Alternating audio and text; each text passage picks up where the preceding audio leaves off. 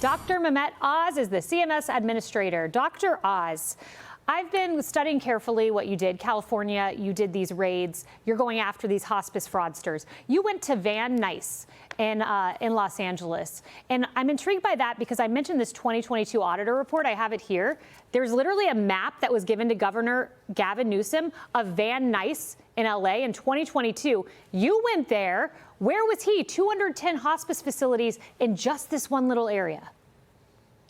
Well, Gal, you called it out beautifully. The Democrats themselves had all the information they needed 4 years ago. They made trivial moves really performative moves to address the fraud. I'm going to put it in the context everyone can get real clear on. 1 in 3 hospices in the entire country are in Los Angeles, not in California, just LA.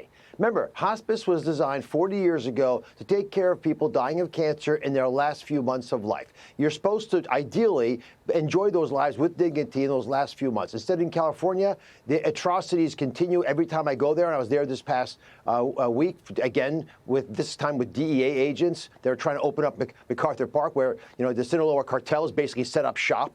By the way, we discovered 19 kilos of fentanyl. That's enough to kill 190,000 Americans. And again, this is all taking place under the nose of the current leadership of California. But the hospice fraud, it's not just about stealing money. They're stealing your life.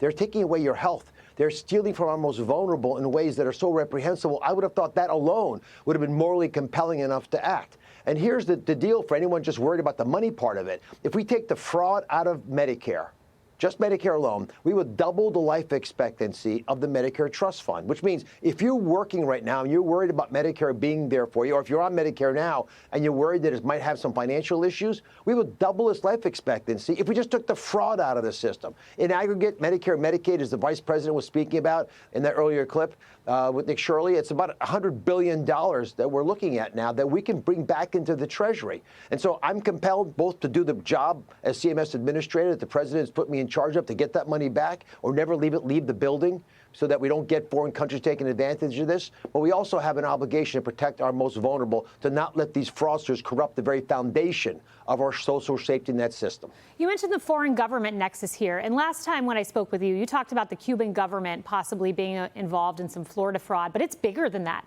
There are many foreign governors that are getting taxpayer dollars and taking advantage of taxpayers. Tell me about what you found.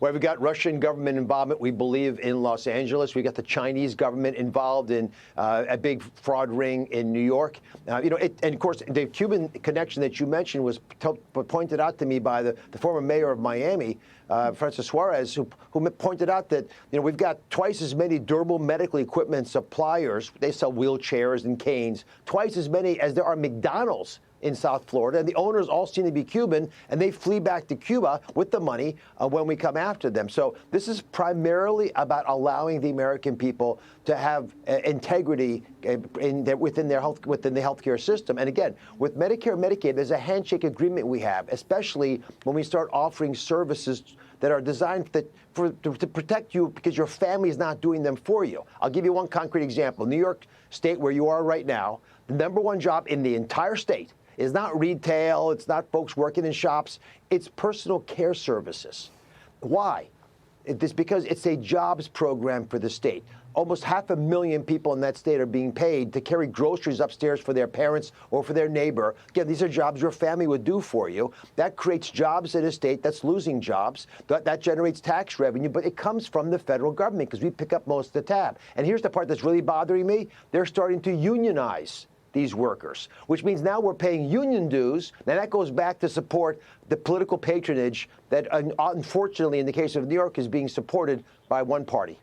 Dr. Oz, it's amazing. A producer of mine was on the subway and saw someone researching home health care on their phone here in New York City. Surprise, surprise. Thank you for your hard work. Be sure to like and subscribe for all the Fox News latest on YouTube, and catch full shows streaming now on Fox One.